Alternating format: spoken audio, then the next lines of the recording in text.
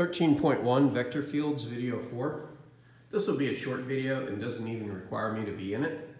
But not to completely dismiss applications, because I'll be honest, as much as it hurts me to say this as a theoretical mathematician, there is a lot of calculus that was discovered / invented in an attempt to answer questions about physics and engineering. But there's some applications on page 758 that you may be interested in. One such application is called velocity fields, which is where the velocity of a particle is dependent on where its location currently is. And as the velocity changes locations, as the particle changes locations, so does its velocity.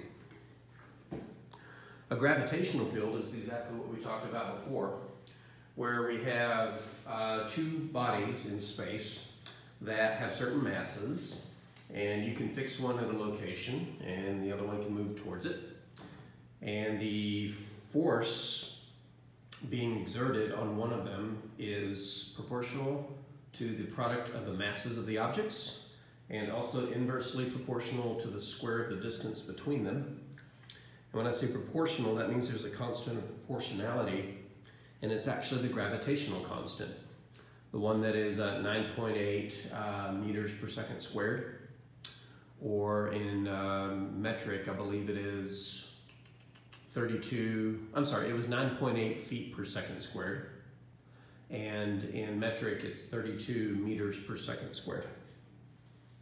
A third type of applied vector field is called an electric field, where the electric force exerted by a charge is dependent on the point of that charge. So that's all I can really say about them, because I'm not very proficient and I really don't know anything about electric fields personally. I understand and have worked with gravitational fields in a calculus context, and velocity fields are pretty much just like gravitational fields. But in general, there are a lot of applied areas in which vector fields are the thing to know.